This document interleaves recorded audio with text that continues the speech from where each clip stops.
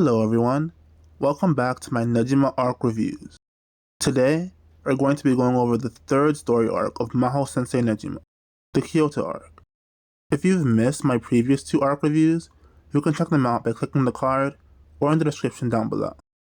I know this review is way past due, but that's because I've honestly been kind of dreading it. Full disclosure, this might be the most difficult script I've had to write so far.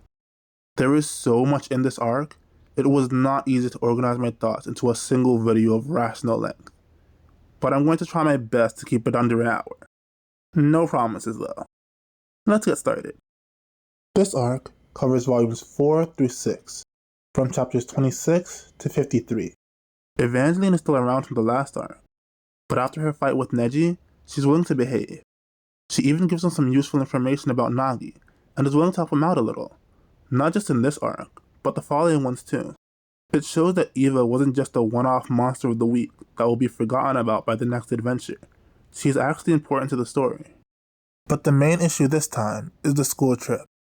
Neji and his class are going to Kyoto, hence the name of the arc, in case any of you are confused.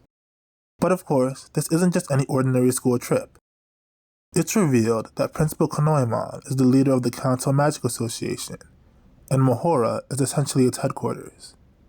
Aside from Library Island, this is the first indication we get that Mahou itself has any real significance, beyond just being the school that Neji teaches at. Then Konoemon continues to expand the lore by telling us that Kyoto is where the Kansai Magic Association is located. The Kantou and Kansai Magic Associations aren't exactly on friendly terms, so if Neji goes there, he'd be entering enemy territory unprovoked, and might even start a civil war. None of this information seems out of left field. Even though we've never heard about magic associations before this, we knew they must have existed, because Neji had to get his probationary license from somewhere, and someone sent him to Mahou. So magic associations are a thing, and it stands to reason that there would be more. And like with any groups operating in the same space, some of them are going to butt heads. I'm not saying that this is phenomenal storytelling or anything, but it does make sense within the world. It doesn't feel like something they just pulled out of nowhere for the sake of conflict. They decide to turn it into a diplomatic mission. Konoemon gives Neji a letter for the chief of Kansai to form an alliance between them. At first glance, it almost seems like this isn't going to be as exciting as the last arc. After all, he's not fighting a crazy magic vampire, he's just delivering a letter. But it leaves the door open for action, because there are a lot of mages from Kyoto that don't want to ally with them, and they're willing to go to pretty extreme lengths to keep Neji from delivering that letter. Already, this arc has way more potential than either of the previous two. They've set up this conflict with the Kansai mages, but on top of that, you also have a fun school trip. Not that the other arcs didn't have elements like that, but the Evangeline arc mostly focused on Neji fighting another mage, and the Child Teacher arc was just about their normal school life, with some fancy elements thrown in. This one does both. It combines the two main aspects of the series flawlessly, which is why I think it's a pretty good contender for the best arc, but I'm getting ahead of myself. Before we even get to Kyoto, the Kansai Magic Association already makes their move. They attack the class on the train with a bunch of frogs and a bird that steals Neji's letter, but Setsuna cuts the bird in half and returns the letter. This is the first time we ever see Setsuna use a sword or attack anything. Before this, we had no reason to think she was anything but a normal girl, but now she's involved in the conflict, and we don't know which side she's on. Kama has good reason to suspect that she's a spy from the West. I'm pretty sure everyone watching this already knows the answer, but I'll bury the lead a tiny bit. The bird also turns into paper after she cuts it. This is an indicator that this is a completely different kind of magic than what we've seen so far, but I'll get into that in a minute. Once they actually reach Kyoto, they visit some famous Japanese landmarks, like the Kiyomizu Temple and the Otoa Waterfall. Yui explains their significance, and although I'm not an expert on Japanese culture, from the little research I did, her explanation seems to be accurate. So, yeah, Negima is actually educational. And the girls explore these locations in typical Negima fashion. I know a lot of readers probably don't care for this kind of stuff, but that silly tone is a big part of Nejima's identity. And I think it's really important to maintain that identity, even after transitioning to an action series. After that, Neji accidentally walks in on Setsuna in the bath. And because they both think they're on opposite sides, they have a little fight.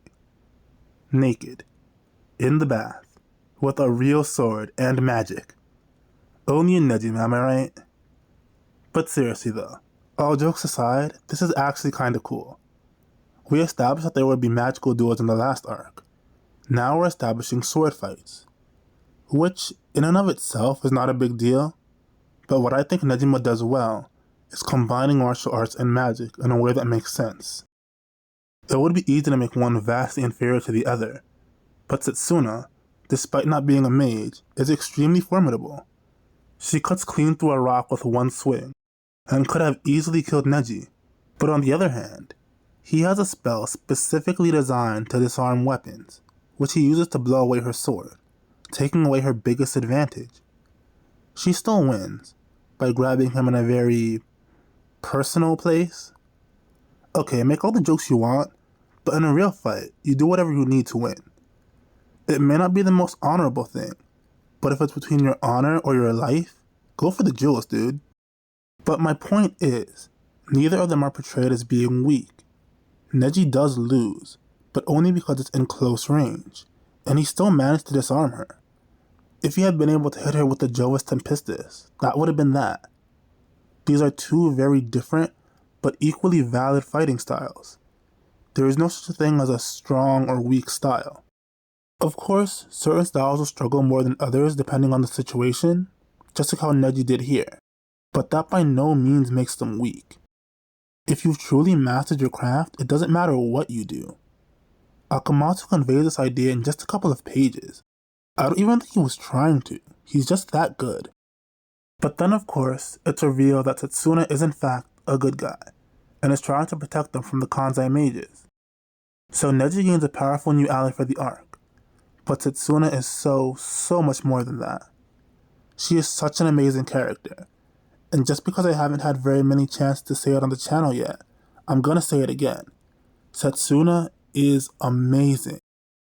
She's introduced as a really badass, no-nonsense swordswoman. And honestly, that would be enough for a supporting character. We all love our badass anime sword fighters. But there's way more to Setsuna than just swinging the sword around. Her backstory is directly tied into Konika's. Both of them are originally from Kyoto. Konika is the daughter of the head of the temple, and it's never fully explained exactly how Setsuna enters the picture, but it's implied that Konika's dad took her in after her tribe exiled her, so they pretty much grew up together.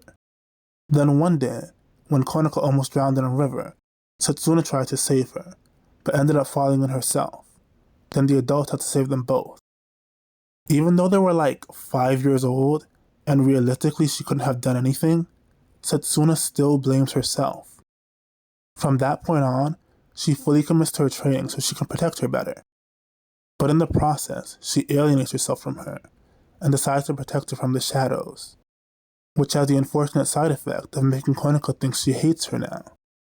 It's actually really sad. But she obviously still cares about her, which is why she goes with her when she moves to Mahou. Speaking of Konika, she's also really important to this arc, because her dad is the leader of the entire Kansai Association. So even though she was raised completely ignorant of magic, she has inherited a tremendous amount of magical power from her father and grandfather. In terms of raw magic capacity, she's even stronger than Neji. This makes her a huge target, and just to clarify, the enemy is not the entire Kansai Association. Konika's dad is not attacking her. It's really just one person. Her name is Chigusa. She has her own grudge against the organization, and she's acting on her own. She does hire 3 people to help her out, but they're not part of the Kansai Association. After learning all this, the party's objective shifts from just delivering the letter to protecting Konika. Chigusa kidnaps her, then Neji, Asuna, and Setsuna go to rescue her, and a fight ensues. This is about as good a time as any to talk about Eastern magic, or Onmyodo. This is one of the coolest things about this arc, and maybe even the entire series. The mages in Kyoto use a different type of magic than the rest of the world. And I don't mean that they just use water magic when everyone else uses fire. I mean it's a different system entirely. It doesn't even look the same. Western mages use wands, but Eastern mages use paper talismans to cast their spells. If that looks kinda familiar to you, that's because Akamatsu did not invent it.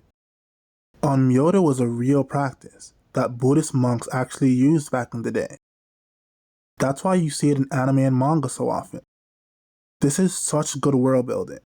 It's not just a cool new magic system, it's a different culture. It may be a bit of a missed opportunity because you don't really get to see it outside of this arc, but that does make sense because Onmyoto magic is heavily rooted in Buddhism and Taoism, which was most prevalent in the East. So the only people in Negima who practice it are the Kyoto mages. Just like in real life, Western influence has spread across most of the world, which is why most characters use Western magic. But Kyoto is so traditional, they have maintained that culture. This works on so many levels. I could go on, but I really gotta get through this review. So they save Konoka, who is conveniently unconscious the entire time, and then Chigose gets away. But who cares about all that? Nodoka has been standing in the corner waiting patiently for me to talk about how awesome she is for the past 2 years. Well, the wait is over. We're talking about Nodoka. The next day, the girls all have free time, and Nodoka asks Neji to spend it with her. I know this doesn't seem like much, but this is really the first act of agency she takes in the entire manga, and it's a pretty big deal. Remember, Nodoka is a wallflower. She is a super shy girl that's afraid of her own shadow. Asking your crush to hang out can be pretty difficult for anyone, but it's doubly so for someone that shy. This establishes what will become Nodoka's defining character trait, her bravery. Bravery isn't just swinging a sword and fighting bad guys. Bravery is being absolutely terrified of doing something and then doing it anyway. They have their little date, and it's cute. Not really much to say about it. It's more comedic than anything else. But at the end of it, she confesses her feelings for him. When I first read this, I was in disbelief. You can't just come out and say it. You have to wait for the right moment when all the stars align, and then you'd look lovingly into each other's eyes and kiss passionately. Yes, I know how stupid that sounds, but that was really my perception of romance at the time. So when Nodoka just came out and said, "I love you," it genuinely surprised me. This isn't nearly as rare as it was back then. Nowadays, anime characters are much more likely to profess their love, which is a good thing. Communication is important in any relationship. If you love someone, tell them you love them. Don't be ashamed of it. But Nodoka will always have a special place in my heart for being one of the first characters I ever saw do this, and because of how hard it must have been for her. After the date, Asakura finds out that Neji is a mage. Then she teams up with Kamo to set up this game for Neji to get more partners, so they can sell his cards online for money. I don't want to spend too much time on this, because it's not all that important in the grand scheme of things, but I love this. The girls all pair off and try to sneak into Neji's room to get a kiss from him, while intercepting each other and trying to avoid the teachers. Very typical test of courage type plot, except with magic, because Kamo puts a Pactio circle around the whole hotel, so any kiss will result in a Pactio. And because of an accident that Neji has with the spell, there are 5 clones of him running around, and whenever someone kisses them, they explode. That is so silly and fun. Although, I should probably address the issue of sneaking into an underage boy's room to kiss him while he's asleep. And yeah, that is a problem. I won't deny that. But they're not trying to be creepy. They're more competing with each other than they are trying to kiss Neji. And they don't actually force themselves on him. They only ever kiss the clones, who are the ones that actually ask for it. So I think it's okay. If just barely. Anyway, Nodoka ends up winning. The real Neji comes back and tells Nodoka that they can start out as friends. Then Yua trips her and they kiss. This, of course, gets her a Pactio card, which is given to her as a prize for winning the game.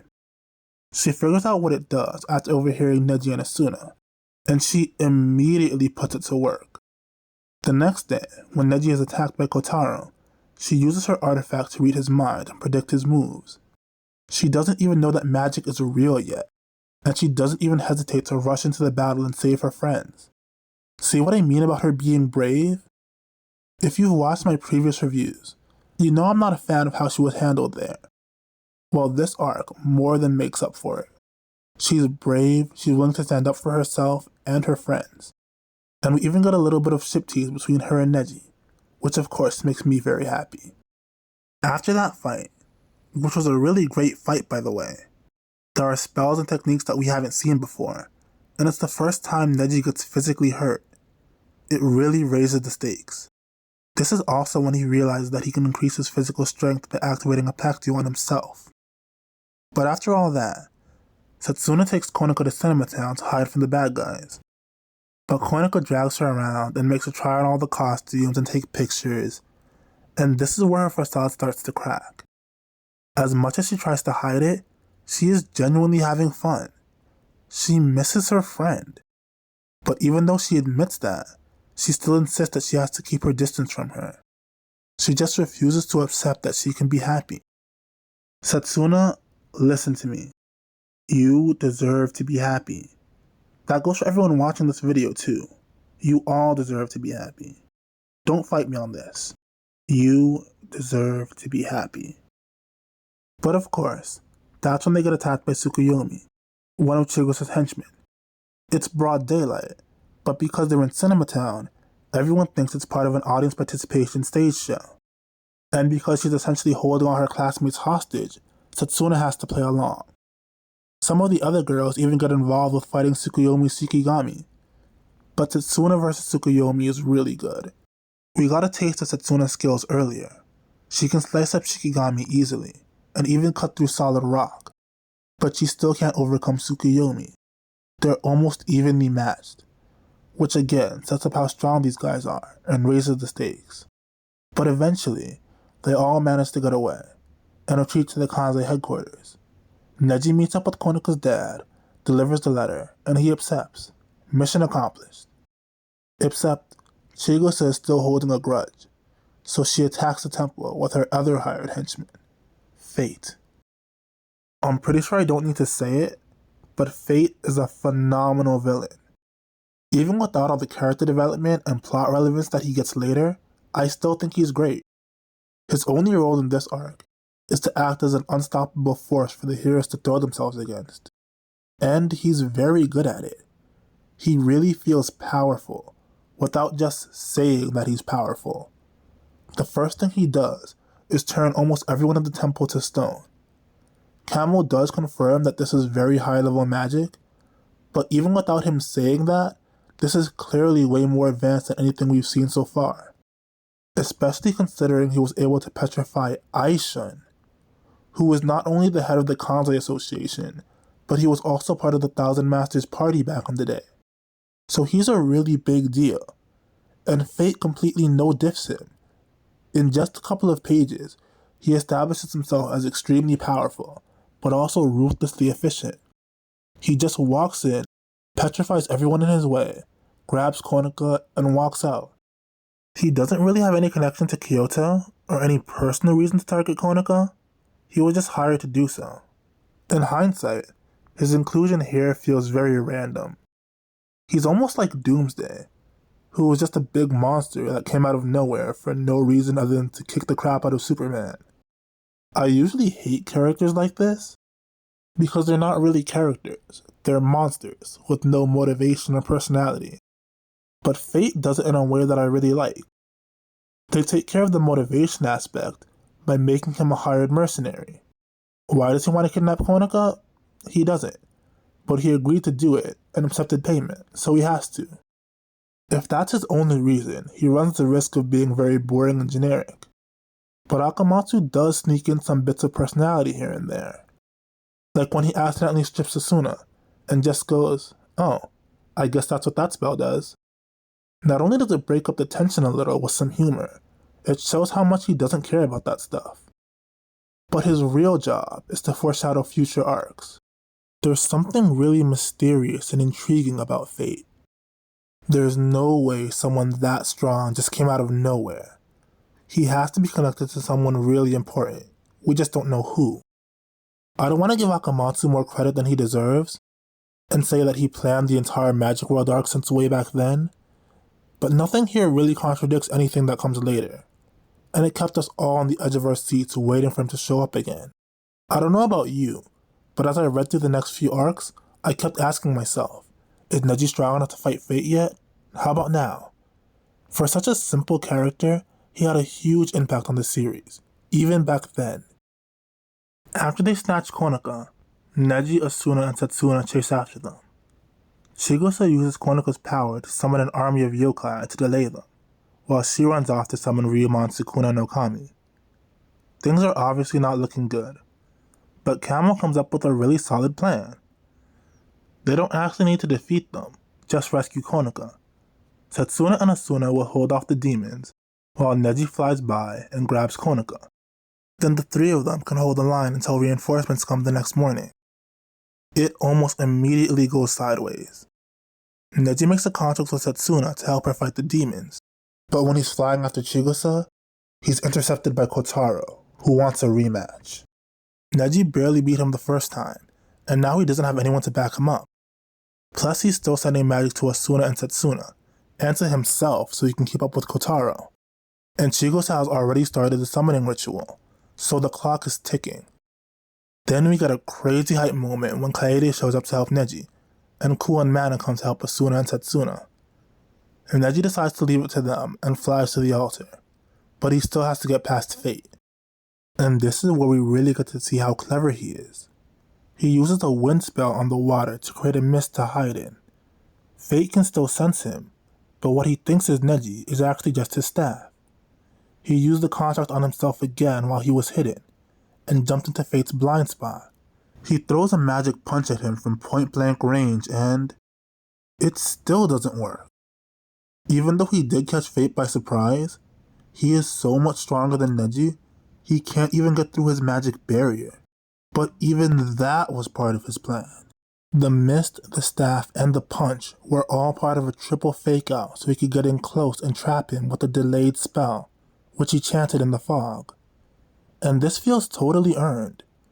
Neji knows he doesn't stand a chance against Fate in a direct fight, but he can fake him out and trap him, even if it's only for a few seconds. But unfortunately, he's too late. Chigusa summons a gigantic, two-faced, four-armed ancient demon god, whose name is Ryumon Sukuna no Kami. But whenever he shows up in my videos, I always label him as this guy. And I think it's funny, so I'm just going to keep calling him that. Now that this guy is here, it doesn't matter how many reinforcements they get. They're screwed. But just to drive the point home, Neji tries to take him out with Jovis Tempistus Vulgaris, his strongest spell. And it does absolutely nothing. This guy doesn't even flinch. All it does is drain Neji's magic even more. Remember, he's been keeping up 2-pack deals this entire time. Then he had his fight with Kotaro and Fate, and now he's used his strongest spell for the second time that night. It's a miracle he can even stand. Then Fate breaks free. Fate in front, a giant demon behind, and his magic is running on empty. This is easily one of the most suspenseful moments in the entire manga. I don't know why I didn't put it on my list of top 10 Negima moments. I think it was because you need all the build-up to really get that feeling of suspense. But pretty much that entire list needed additional context to work. So I'm just an idiot, cause this definitely deserves to be on there. Neji uses his last bit of energy to summon Asuna and Setsuna. Then, after getting away from Fate, Setsuna reveals that she's a half yokai from the Crow tribe, which is just a cherry on top of her character. No wonder she doesn't think she deserves to be happy. She's been an outcast her entire life. And not just from humans either.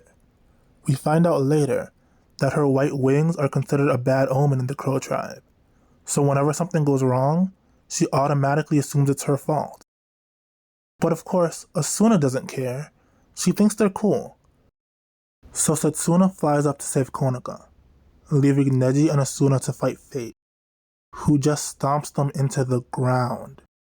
Even if they had been at full power, they still wouldn't have stood a chance. As exhausted as they are, they can't do anything to him. Although Neji does get a very satisfying punch in, Fate would have destroyed them if Evangeline hadn't shown up to save them, thanks to an admittedly very silly loophole in the school hell curse. But Evangeline forces Fate to retreat, and then cements herself as one of the strongest characters in the entire series when she casually one-shots this guy with a single spell. I know this is technically a Deus Ex Machina, since there was no other way out of the situation, but I really don't mind it. It makes way more sense than Neji suddenly getting a random power-up that let him beat Fate. And they've already established earlier in this arc that Eva is on kind of friendly terms with him. And she would definitely help Neji if it meant she could leave the school for a few days. That was her entire motivation in the last arc. So I think it works. And that's pretty much it. Setsuna saves Konoka, who sees her wings for the first time and calls her an angel. They reignite their friendship, then they all spend the last day of their school trip sightseeing around Kyoto, which I want to go on record saying that I absolutely love. There is no conflict or plot progression, they just hang out and have fun. These kinds of chapters are so important because it helps us connect to the characters on a more personal level than what their powers are or how strong they are. Negima is an action series, as this arc very firmly establishes, but if all they do is fight, you can start to forget what they're fighting for. It's this, these simple moments of everyday happiness. In my very first video, I said that the Kyoto arc is where Negima becomes the series it was really meant to be, and I stand by that. You know how every manga has that one arc that really hooks you? For Naruto it's the Chunin exams, in One Piece it's Alabasta, and Nejima's is definitely Kyoto. This arc is absolutely amazing. It's just full of everything Negima is to me. It has the humor, the fan service, the characters, the action, the world building, the creativity, everything.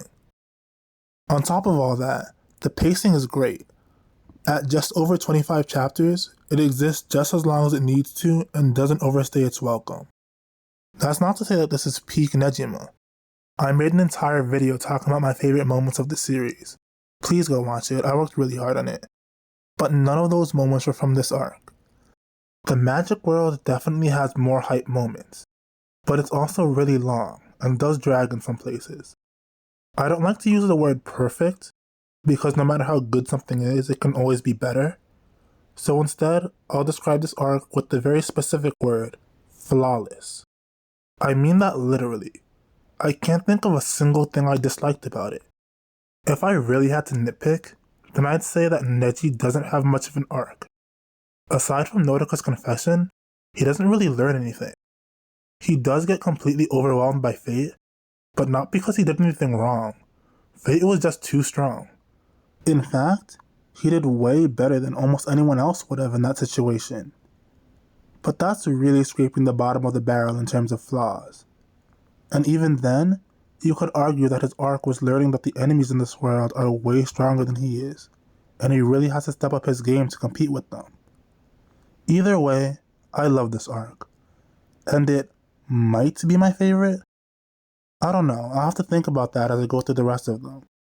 Maybe I'll do a tier list or something after I finish the reviews. But those are my thoughts on the Kyoto arc. Hope you all enjoyed. Subscribe to see more Negima videos just like this one. Keep being awesome, and I'll see you all next time.